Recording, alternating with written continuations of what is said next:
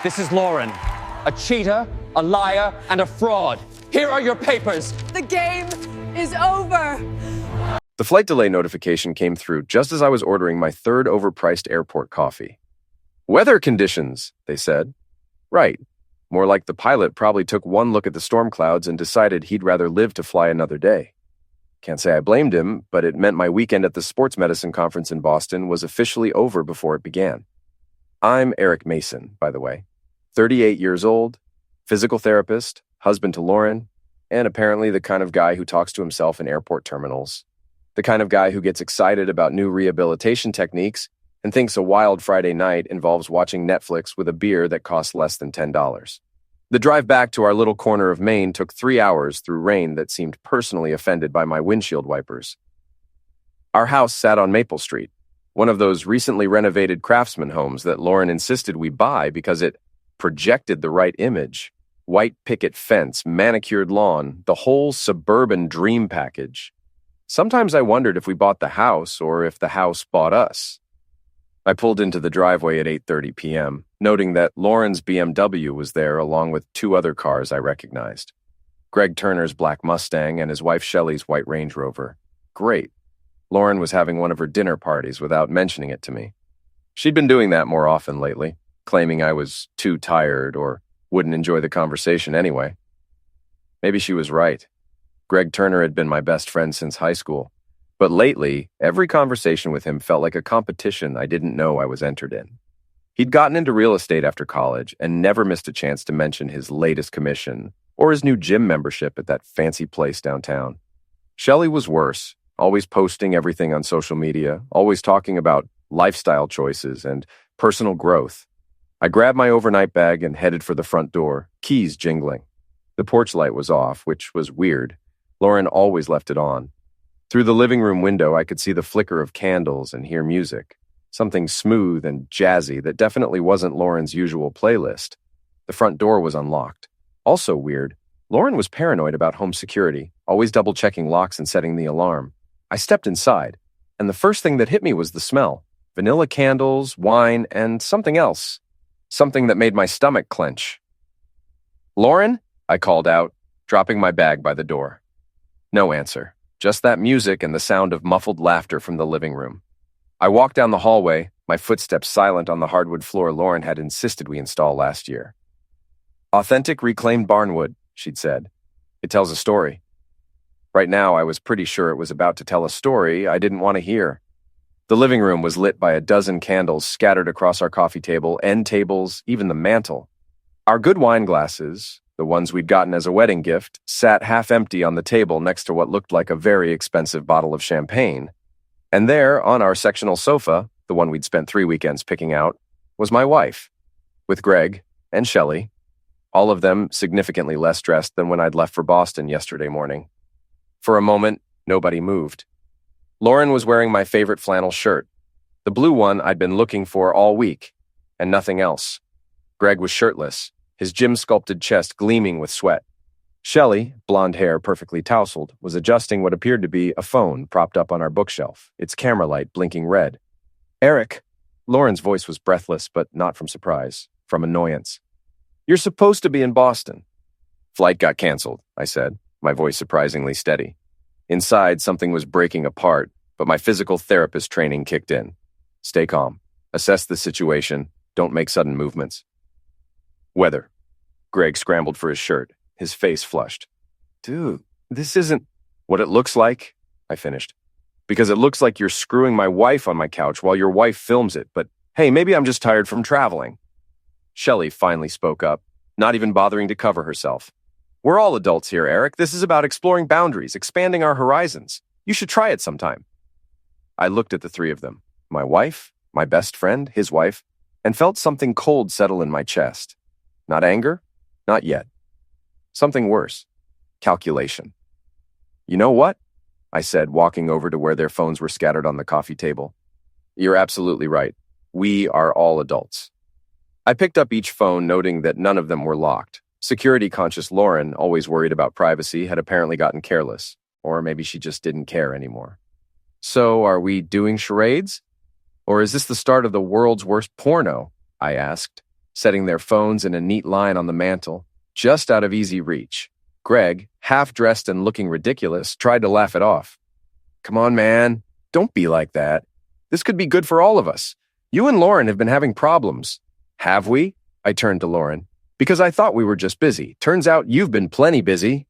Lauren stood up, my shirt falling to mid-thigh. Even now, even like this, she was beautiful. That's what made it worse. You're ruining the moment, Eric. This is about growth, about not being trapped by conventional thinking. Conventional thinking, I repeated. Like marriage vows? God, you're so boring, Shelley said, finally wrapping herself in the throw blanket from our couch. No wonder Lauren needed something more exciting. That's when the anger hit, not the hot, explosive kind, the cold, planning kind, the kind that makes you very, very dangerous. You know what? I said, picking up my keys. You're right, I am boring. Boring enough to remember that this is my house, my couch, and my wife, but don't let me interrupt your lifestyle exploration. I headed for the door, leaving them scrambling for clothes and phones. Behind me, I could hear Lauren calling my name, but her voice sounded far away, like it was coming from underwater. The doghouse was a 10-minute drive from my house, a local bar that catered to people who worked with their hands and didn't care about craft cocktails or organic anything. The kind of place where the bartender knew your name and your drink, and nobody asked too many questions. Barb was working tonight, a woman in her 50s who'd been pouring drinks and listening to sob stories for longer than I'd been married. She looked up when I walked in, rain still dripping from my jacket. Eric Mason, she said, already reaching for a beer glass. Thought you were supposed to be at some fancy conference this weekend. Change of plans, I said, settling onto a bar stool. Flight got canceled. She set a cold beer in front of me and studied my face with the kind of professional assessment I usually reserved for patients. Uh-huh. And how's Lauren taking your early return? Before I could answer, my phone buzzed with a text message. Then another, then a third. The first was from Lauren. We need to talk. The second was from Greg. Dude, let me explain. The third was from a number I didn't recognize, but the message made my blood run cold. Thanks for the show. Video uploading now. Check out privatemomentshub.com for the full experience. I showed the screen to Barb, who whistled low. Well, crap, she said. Guess I'm not the only one who knows something's up now. I took a long drink of my beer and felt something shift inside me. The old Eric, the boring Eric, the Eric who let people walk all over him because it was easier than fighting back, that Eric was done. Barb, I said, how do you feel about helping me with a little project? She grinned, and for the first time all night, I smiled back. Duncan Reeves lived next door to us, in a house that looked like it had been decorated by someone who believed the government was listening through the light bulbs, which, knowing Duncan, was probably exactly the case. He was 50-something, worked as an IT consultant, and spent his free time rebuilding classic cars in his driveway and monitoring police scanners for unusual activity. Most people thought Duncan was crazy. I thought Duncan was useful. It was 9 a.m. the next morning when I found him under the hood of a 1987 Camaro, cursing at what appeared to be a carburetor. He looked up when my shadow fell across his work area, his grease-stained face breaking into a grin. Eric, thought you were supposed to be learning about tendons and ligaments this weekend. Plans changed, I said. Duncan, hypothetically speaking, if someone wanted to access files from a phone that had been connected to their home Wi-Fi network, how would they go about that? Duncan's grin widened. Hypothetically? Completely hypothetically.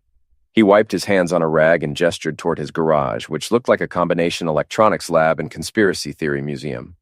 Well, hypothetically speaking, if someone had administrative access to their own router, and if certain phones had been set to automatically back up to cloud storage while connected to that network, it would be a real shame if someone accidentally accessed those backups. A real shame, I agreed. Of course, you'd need to know the passwords. But hypothetically, if someone was married to someone who used the same password for everything, say, their maiden name plus their birth year, well, that would just be poor security practices. I thought about Lauren's laptop. Always logged into everything. Her passwords saved in a browser she never bothered to secure. Hypothetically, that would be very poor security. 2 hours later, I was sitting in Duncan's garage with a laptop, scrolling through more files than I'd ever wanted to see. Photos, videos, chat logs, calendar entries. It was all there, backed up automatically from Lauren's phone, and Shelley's too, apparently, since they'd shared passwords for some group chat app. The videos were bad enough, but the chat logs were worse. Lauren, Eric is so boring in bed, like missionary position and done. Greg actually knows what he's doing. Shelley, at least Eric has a job. Greg's been living off that one big sale for 6 months. Lauren, whatever. Once I get Eric to agree to the divorce, I can move in with Greg. His place is bigger anyway. Shelley, you think he'll just roll over? Lauren, are you kidding? Eric never fights for anything. He'll probably help me pack. I kept reading, my coffee growing cold as I scrolled through weeks of messages. They'd been planning this for months. The lifestyle exploration wasn't some spur-of-the-moment thing. It was a setup designed to push me into asking for a divorce so Lauren could play the victim. Find what you were looking for? Duncan asked, appearing with a fresh cup of coffee. More than I wanted to, I said. Duncan, you still have that old pickup truck? The '94 Ford? Yeah, why? I need to borrow it and maybe some of that expanding foam you use for insulation projects. Duncan's eyes lit up. This still hypothetical? Not anymore. Greg's BMW was parked outside his real estate office on Main Street, gleaming black paint reflecting the afternoon sun. He'd always been proud of that car, washing it every weekend, parking it away from other cars to avoid door dings. It was his baby, his status symbol, his way of showing the world that Greg Turner was a success. I parked Duncan's beat-up Ford around the corner and walked back with a small can of expanding foam hidden in my jacket pocket. The beauty of small-town Maine was that nobody paid attention to a guy in work clothes doing something near a car. I could have been a mechanic, a delivery guy, anyone. The foam went into the tailpipe, invisible unless you were specifically looking for it. When Greg started the car, the foam would expand, blocking the exhaust. The car would run for about 30 seconds before the engine died. No permanent damage, but it would need to be towed to a shop, and the mechanic would have some very interesting questions about how industrial foam ended up in the exhaust system. I left a note under his windshield wiper. Wrong garage, loser. A concerned citizen. By the time I got back to the doghouse that evening, word was already spreading. Barb greeted me with a knowing smile. Heard Greg Turner had some car trouble today, she said, setting down my usual beer without being asked. Did he? I said innocently. That's a shame. Those German cars can be so temperamental. Funny thing, though. Sarah Mitchell was at the coffee shop this morning, and she overheard Greg bragging to some guys about winning Lauren from her boring husband. Used those exact words, winning and boring. I felt that cold calculation settle deeper in my chest. Is that right? Mm-hmm. Also heard from Janet at the bank that Lauren's been in twice this week, asking about separating joint accounts. Seems she's been planning ahead. I pulled out my phone and scrolled to a contact I hadn't called in months. Janine Walsh worked in HR at Lauren's marketing firm. We'd met at a company barbecue last year, and she'd made it clear she thought Lauren was a spoiled princess who coasted on her looks and connections. Janine, it's Eric Mason, Lauren's husband. I hope I'm not calling at a bad time. Eric, no, not at all. How are you? How's Lauren? That's actually why I'm calling. I wanted to give you a heads up about something. I found some files on our home computer that suggest Lauren might be using company equipment in time for some personal projects. Adult content, specifically. There was a pause. What kind of adult content? The kind that could be problematic if it got back to your corporate clients. I'm not trying to cause trouble, but I thought someone in HR should know, just in case it becomes an issue. I appreciate you calling, Eric. We'll look into it. Just doing my civic duty, I said, ending the call. Barb had been listening to my side of the conversation, and she shook her head with something like admiration. You're not the same guy who walked in here last night, are you? Same guy, I said. Just done being boring. My phone buzzed with a text from Lauren. We need to talk. Come home. I showed it to Barb, who snorted. Let me guess. She wants to explain everything. Probably wants to tell me about growth and boundaries and conventional thinking, I said. Maybe suggest couples therapy. You going home? I finished my beer and left a 20 on the bar. Eventually, but first, I think I'll stop by the gym. I hear Greg's been telling everyone about his victories.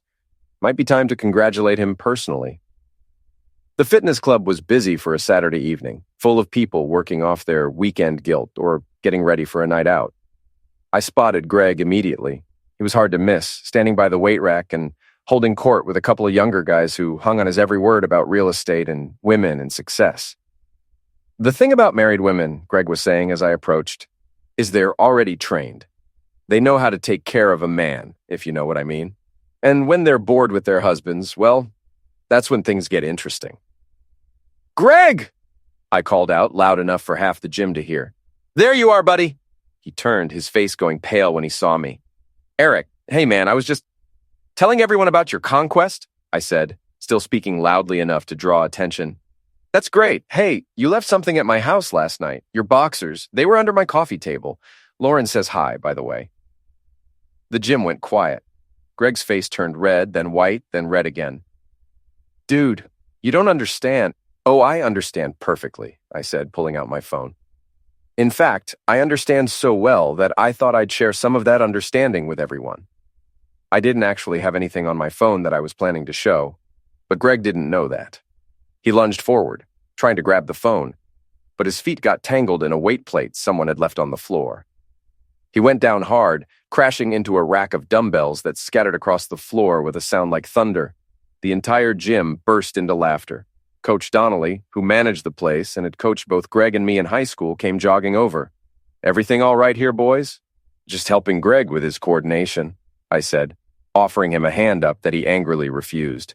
You know how it is, Coach. Some people peak in high school. Greg scrambled to his feet, his face purple with rage and embarrassment. This isn't over, Mason. You're right, I said. It's just getting started. I left him there, surrounded by scattered weights and staring faces, and walked out into the parking lot. My phone was buzzing with notifications, texts from Lauren, missed calls from Shelley, even a message from Greg's real estate office asking if he was feeling all right because he'd missed 2 appointments. But the most interesting notification was an email from Janine at Lauren's company. Thanks for the tip. We'll be conducting a full review on Monday. Confidential, of course. I sat in my car for a moment, looking back at the gym where Greg was probably still trying to explain himself to Coach Donnelly and anyone else who'd listen. Tomorrow was Sunday. Lauren would want to talk, probably with Greg and Shelley there for moral support. They'd try to make me feel like the bad guy, like I was overreacting to their lifestyle choice. But I wasn't the same Eric who'd walked in on them yesterday. That Eric was gone, replaced by someone who understood that sometimes the best defense is a good offense. Time to see how they handled being on the receiving end. Sunday morning brought the kind of crisp October weather that made Maine postcards possible. I was sitting on my front porch with coffee and my laptop when Lauren's BMW pulled into the driveway, followed immediately by Shelley's Range Rover. They'd coordinated their arrival, probably spent the morning strategizing over mimosas and avocado toast. Lauren looked like she'd stepped out of a magazine, perfectly styled hair, designer jeans, the kind of effortless makeup that takes an hour to achieve. Shelley was dressed for her Instagram feed, all flowing fabrics and statement jewelry. They walked up to the porch like they were approaching a business meeting. Eric, Lauren said, her voice carefully modulated, we need to discuss what happened yesterday. Yesterday? I said, not looking up from my laptop. You mean when you filmed a porno in our living room? Or when Greg face-planted into the weight rack at the gym? Shelley stepped forward, her phone already in her hand. This is exactly the kind of toxic masculinity we're trying to move past, Eric. Your reaction to our lifestyle exploration shows how threatened you are by strong, independent women. Is that what we're calling it? I said, finally looking up. Because the chat logs I found make it sound more like a conspiracy to manipulate me into filing for divorce so you could move in with Greg without looking like the bad guy. Lauren's carefully composed expression cracked slightly. You went through my phone? I went through my cloud storage. You know, the family account that backs up all our devices? The one you insisted we set up for security? Turns out it's very secure, keeps everything, including some very interesting conversations about my bedroom performance and your plans for our house. I turned the laptop around, showing them the chat log from 2 weeks ago, where Lauren and Shelley discussed the best way to push Eric over the edge so he'd be the one to ask for a divorce. That's private, Shelley said, but her voice had lost its confident edge. So was my marriage, I replied. But apparently, privacy is another one of those conventional concepts we're moving past. Lauren sat down on the porch step, and for a moment, she looked like the woman I'd married instead of the stranger who'd been sharing my bed for the past year. Eric, I know this looks bad. It looks exactly like what it is, I said. You got bored, decided you wanted something else, but you were too much of a coward to just ask for a divorce, so you cooked up this whole lifestyle thing as a way to make me the villain. It wasn't supposed to happen like this, she said quietly. How was it supposed to happen? I come home, find you screwing my best friend, and just say, "Gee, honey, this looks fun. Can I join in?" Or was I supposed to walk out in disgust so you could tell everyone I was a closed-minded prude who couldn't handle your personal growth? Shelley was frantically typing on her phone, probably damage control for whatever social media posts she'd made about the situation. But her face went white as she scrolled through her notifications. "Lauren," she said, her voice tight, "we have a problem." She showed us her phone screen. Someone had posted screenshots of their chat conversations to the local Facebook moms group, the same conversations where they'd mocked not just me, but half the women in town. Shelley calling Janet Morrison a desperate housewife, Lauren describing Sarah Mitchell as trailer trash with a credit card, both of them laughing about how easy it was to manipulate their husbands. "How did—" Lauren started. "Gee," I said, "I wonder. It's almost like someone who had access to your chat logs might have shared them with people who had a right to know what you really thought of them." My phone started ringing, then Lauren's, then Shelley's. The screenshots were spreading through the group like wildfire, and the responses were not kind. These women had trusted Lauren and Shelley, invited them to book clubs and charity events and girls' nights out. Finding out what their friends really thought of them had triggered a social media firestorm. "You bastard," Shelley hissed. "Do you have any idea what this will do to my brand?" "Your brand?" I laughed. "You mean your Instagram account where you sell overpriced leggings to soccer moms?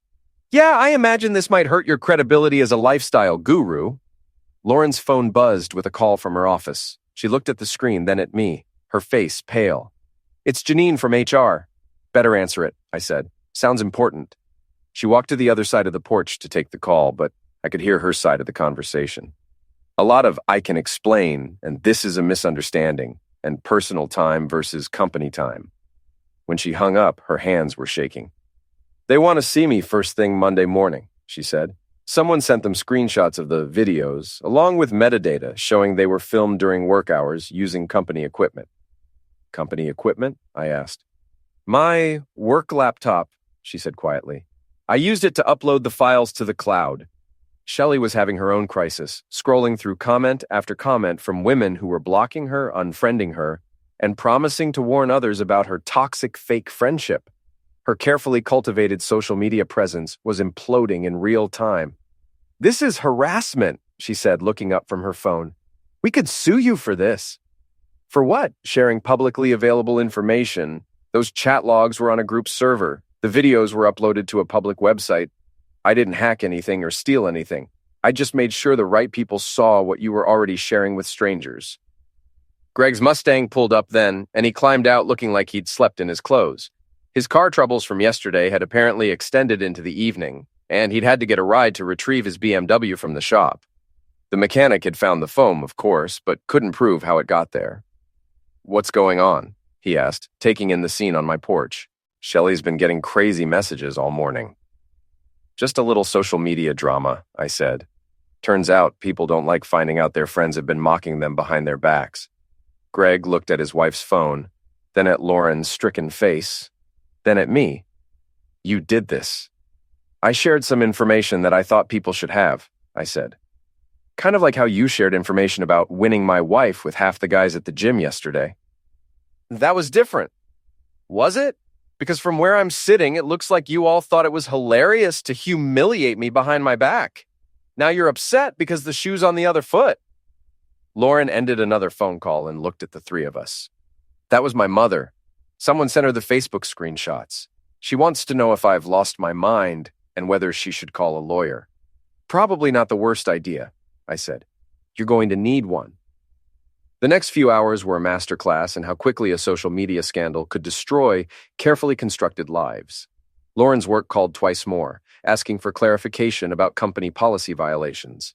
Shelley watched her follower count drop by hundreds as word spread beyond our small town to her wider online network. Greg got a call from his real estate broker asking if the rumors about his unprofessional behavior were true. By evening, they were gone. Lauren packed a bag and left with Shelley, muttering about staying somewhere supportive until things calmed down. Greg followed them, probably to strategize their next move. I sat on my porch as the sun set, listening to the quiet sounds of a Sunday evening in suburban Maine. My phone had stopped ringing. The social media storm was starting to settle into a steady rain of consequences that would last for weeks. Duncan appeared from his driveway, wiping his hands on a shop rag. Heard there was some excitement over here today. Just some friends stopping by to chat, I said. Uh-huh.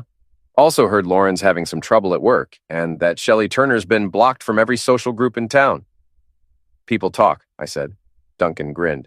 They sure do, especially when they find out their friends aren't really their friends. Funny how that works. He was right. It was funny. But I wasn't laughing yet. This was just the opening move, and I had a feeling Greg, Lauren, and Shelley weren't going to take their public humiliation lying down. They'd regroup, probably try to paint me as the villain, maybe even attempt some revenge of their own. Good. I was looking forward to it. Monday morning brought rain and the kind of phone call that makes you question everything you thought you knew about people. I was at my clinic, working with Mrs. Patterson on her post-surgical knee exercises, when my phone rang. The caller ID showed my lawyer's office. Eric, it's Tom Bradley. We need to talk. Can you come in this afternoon? Tom had handled our house purchase and drawn up our wills. He was a good lawyer and a better man, which is why the concern in his voice made my stomach drop. What's going on, Tom? Lauren filed a restraining order against you this morning.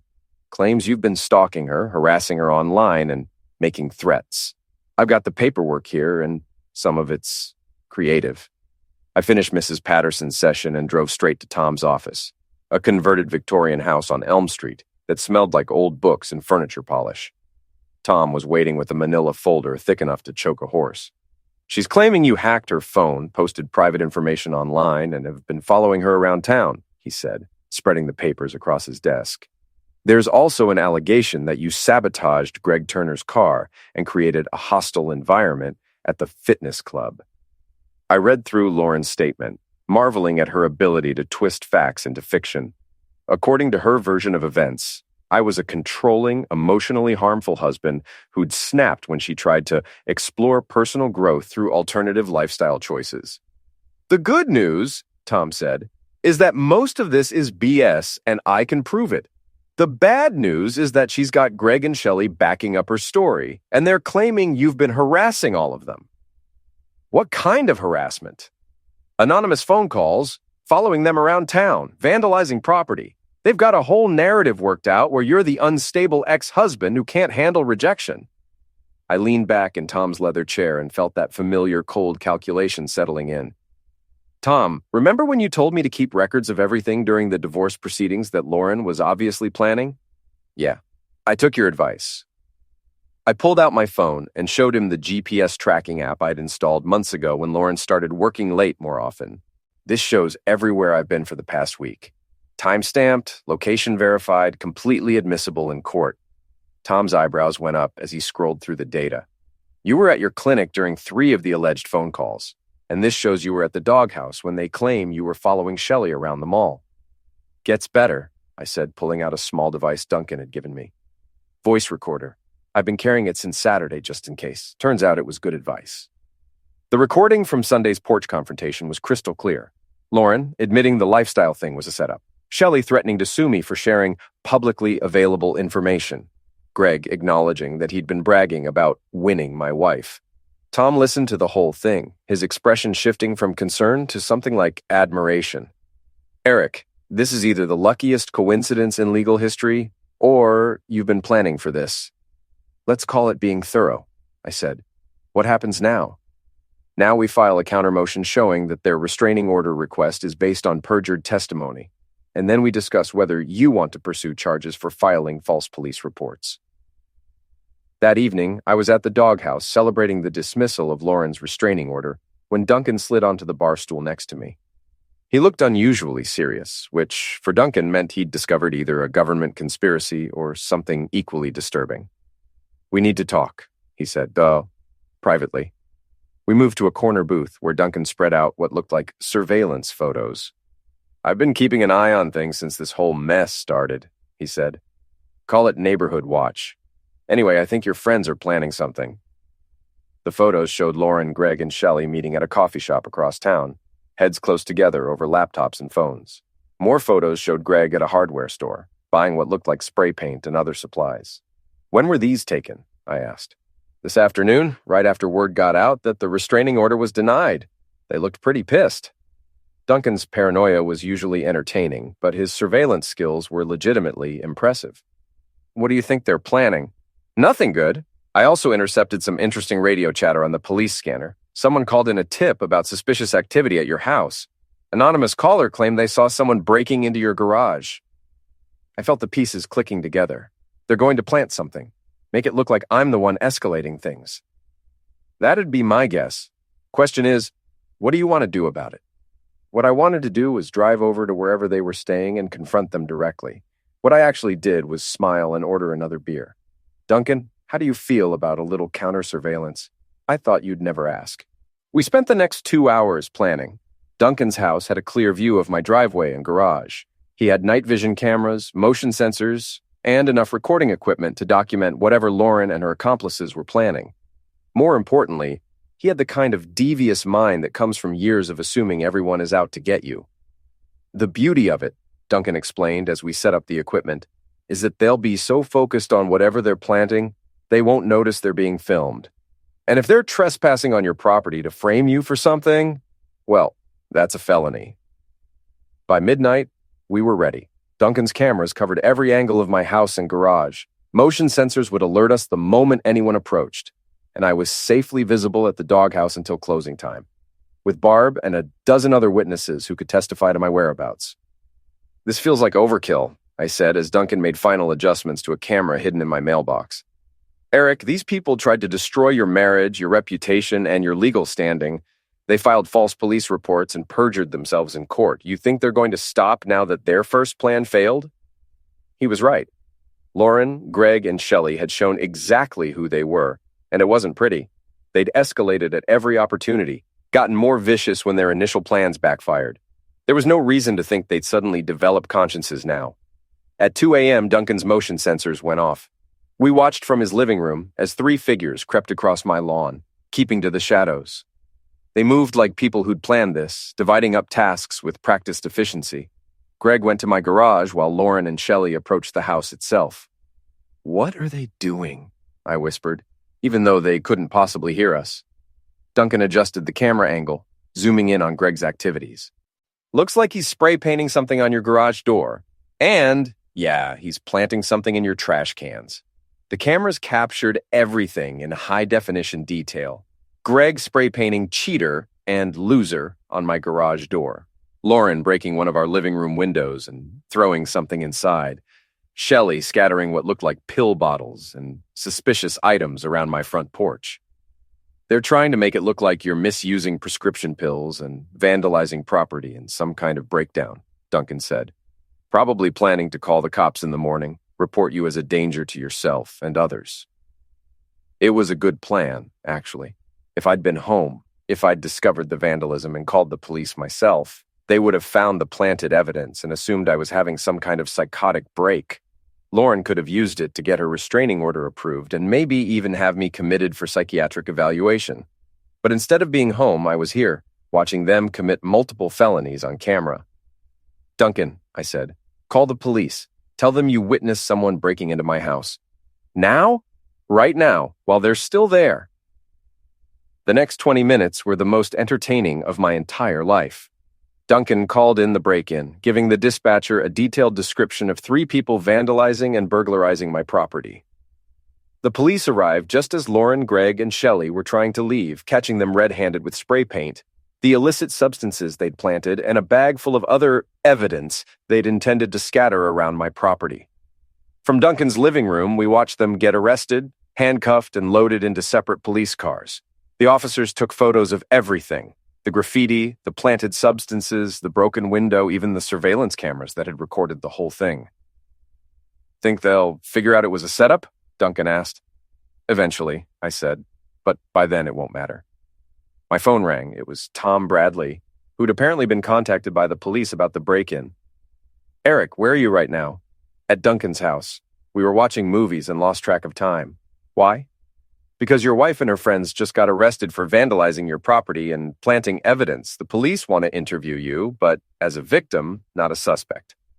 I'll be right there, I said, trying to sound surprised and concerned instead of grimly satisfied. As I walked across the lawn to my house, I could see the police cars' flashing lights reflecting off the windows of every house on the street. By morning, everyone would know that Lauren Mason and her accomplices had been arrested for trying to frame her own husband. The restraining order had been dismissed. The false police reports had been exposed. And now they'd been caught on camera committing actual crimes while trying to make me look like the criminal. Game, set, and match. But I wasn't done yet. The Harvest Moon Charity Gala was the social event of the year in our little town. The kind of evening where local business owners, politicians, and anyone who considered themselves important gathered to see and be seen while raising money for worthy causes. Lauren had been looking forward to it for months, buying a new dress and making sure we had a prominent table. Of course, that was before she'd been arrested for vandalism and evidence tampering. It had been 3 weeks since the night Duncan and I watched Lauren, Greg, and Shelley get handcuffed in my driveway. 3 weeks of court appearances, lawyer meetings, and watching their carefully constructed lives continue to crumble. Lauren had been suspended from her job, pending a full investigation. Greg's real estate license was under review by the state board. Shelley had lost most of her social media sponsorships and was facing a lawsuit from one of the women she'd mocked in those leaked chat logs. But the gala was still happening, and I still had tickets. "You sure about this?" Tom Bradley asked as we walked into the Riverside Country Club's ballroom.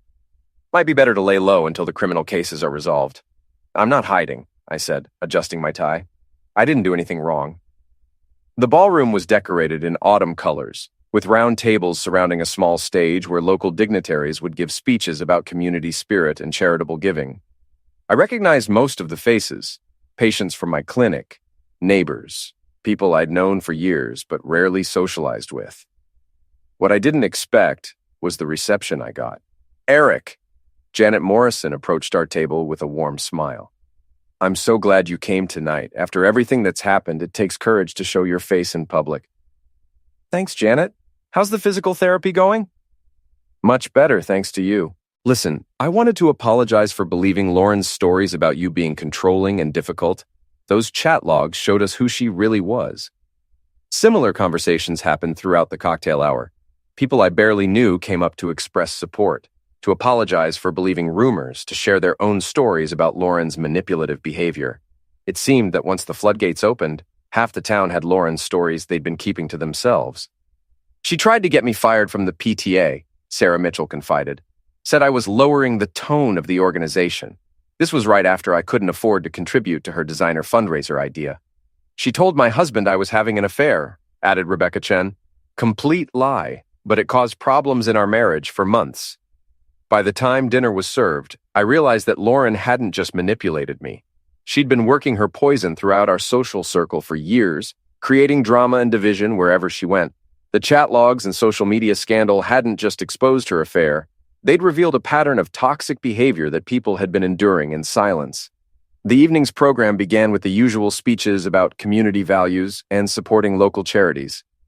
I was only half listening until the master of ceremonies, a local bank president named Robert Hayes, stepped up to the microphone.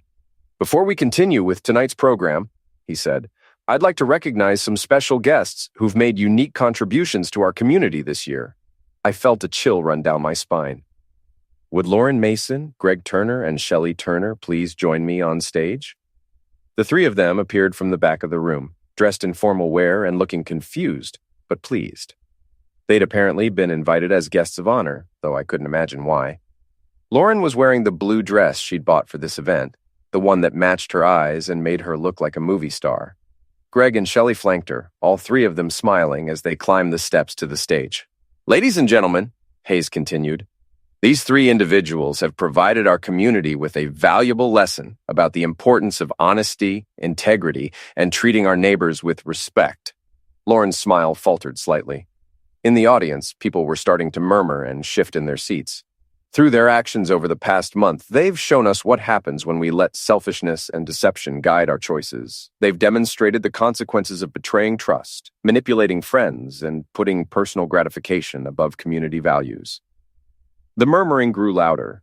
Lauren, Greg, and Shelley were looking around the stage like trapped animals, finally understanding that this wasn't the honor they'd expected. "So, let's take a moment to thank them for this educational experience," Hayes said. gesturing to a large screen that was descending from the ceiling. And let's review some of the lessons they've taught us.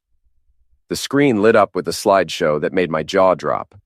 Screenshots of the chat logs where Lauren and Shelley mocked half the women in the room. Photos from the night they were arrested vandalizing my property. Even some of the tamer excerpts from their explicit lifestyle videos, faces blurred but voices clearly recognizable. The ballroom erupted. Some people were laughing, others were shouting, and more than a few were taking photos and videos with their phones. Lauren tried to run off the stage, but Shelley grabbed her arm, apparently thinking they could somehow salvage the situation. That's when Greg made his fatal mistake. "This is BS!" he shouted into the microphone, his voice echoing through the ballroom. "Eric Mason is a pathetic loser who couldn't satisfy his wife, so he's trying to destroy us because we're better than him." The room went dead silent. "We're successful, attractive people who know how to live life to the fullest," Greg continued, apparently believing his own publicity. "Eric's just jealous because Lauren chose a real man over a boring physical therapist who drives a Honda and thinks a wild night is watching Netflix." I stood up from my table and every eye in the room turned to me. "Greg," I said, my voice carrying clearly in the silent ballroom, "you're absolutely right. I am boring.